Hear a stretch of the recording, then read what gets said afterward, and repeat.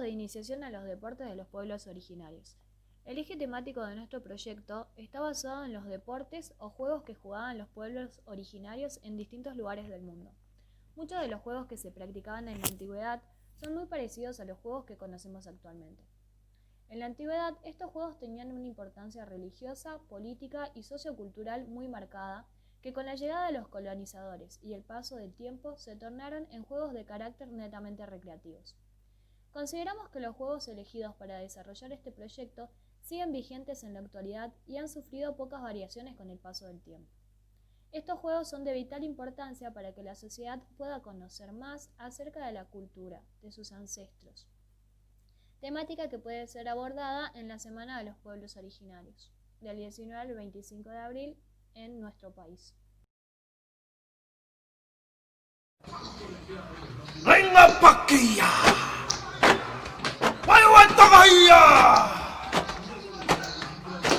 ¡Combate, combate, cora, cora! ¡Combate, combate, cora, cora!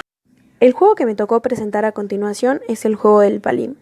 El palín es un juego tradicional de origen mapuche que se practicaba entre Santiago y Chiloé.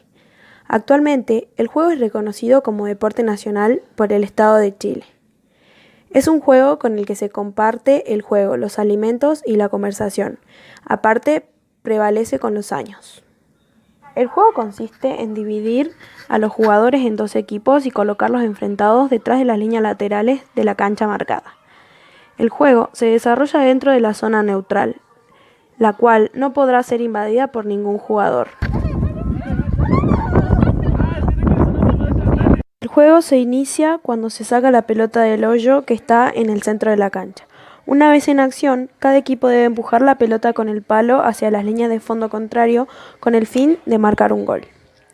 El primer equipo que logre marcar 4 goles consecutivos o la mayor cantidad de goles consecutivos en el término de 10 minutos ganará el partido. Y en caso de empate, pasados los 10 minutos, el primero en marcar un gol gana el famoso gol de oro. Reglas. 1. Se divide a los jugadores en dos equipos. La cantidad de jugadores puede variar de acuerdo a la cantidad de alumnos de la clase. 2. El ancho y el largo de la cancha es relativo según el espacio disponible y la cantidad de jugadores. 3. La pelota puede ser una pelota de tenis, de goma o una de plástico. 4. El palo se fabricará con un palo de escoba y la pipa con cartón simulando el hueño. 5. Los jugadores juegan enfrentados y no debe haber contacto físico entre los contrincantes. 6. Se produce la anotación de un gol cuando la pelota cruza la línea de gol, delimitada por las líneas de fondo de la cancha. 7. La zona neutral o zona de juego no deberá ser invadida por ningún jugador, sino quedará descalificado. El Trapial Cusén era un juego de mesa que nosotros lo llevamos a la vida real, una especie de ajedrez viviente. El juego consta de que hay un tablero dibujado en el piso, diferenciado por cuadrados, y está la casilla del trapial que está externa a el resto del tablero. Está el trapial o puma y los perros o treguas. El juego consiste en que el trapial se debe comer a los perros. ¿De qué manera se logra esto? Todos los jugadores se pueden mover hacia arriba, hacia abajo, hacia los costados o en diagonal, pero solo un movimiento a la vez. El juego terminaría cuando o el trapial se come a todos los perros o uno de los perros llega hacia la casilla del trapial. Bien, para comernos, para que el trapial se coma a los perros, debe ser saltando. La manera en la que los perros se defienden es poniéndose en líneas. Es decir, si el trapial está enfrente de un perro, pero ese perro tiene a otro atrás, no puede ser comido porque no tendría una casilla libre en la cual caer el trapial. No podemos comer hacia afuera del tablero. Si hay un perro en la orilla del tablero, el trapial no puede saltar y comérselo porque caería afuera del tablero y eso no se puede hacer. De ahí en más, un movimiento mueve una vez un perro, el trapial.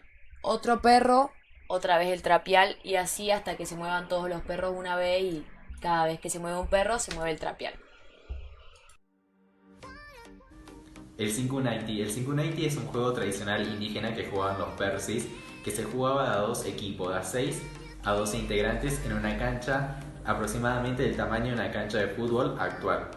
Este juego se jugaba en ocasiones especiales como en la primera cosecha y en la iniciación de estas tribus. Tenían como premio animales, armas y cualquier otro objeto de valor. Este juego se jugaba únicamente con la cabeza, porque se consideraba que si tenías el dominio de tu cabeza, podías tener el dominio y el control de tu cuerpo.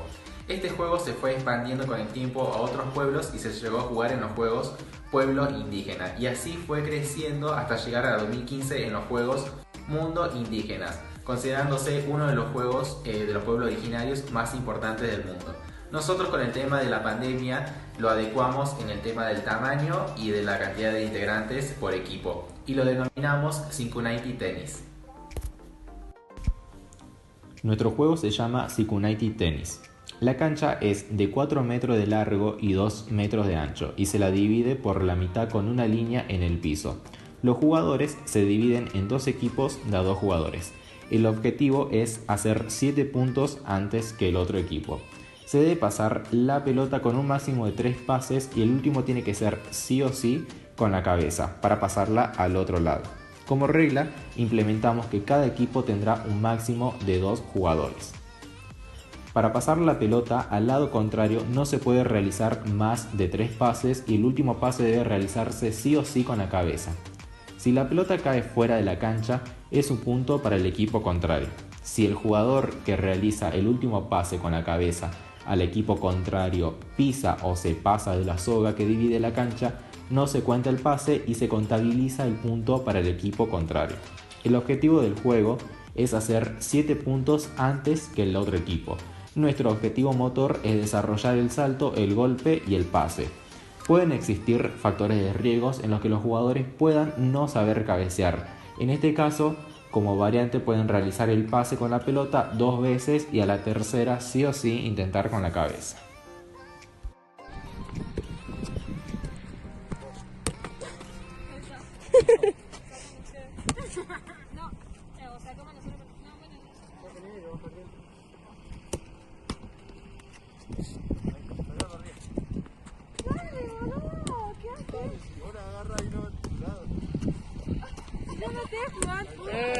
¡Puntazo! ¡Ari la rompe todo!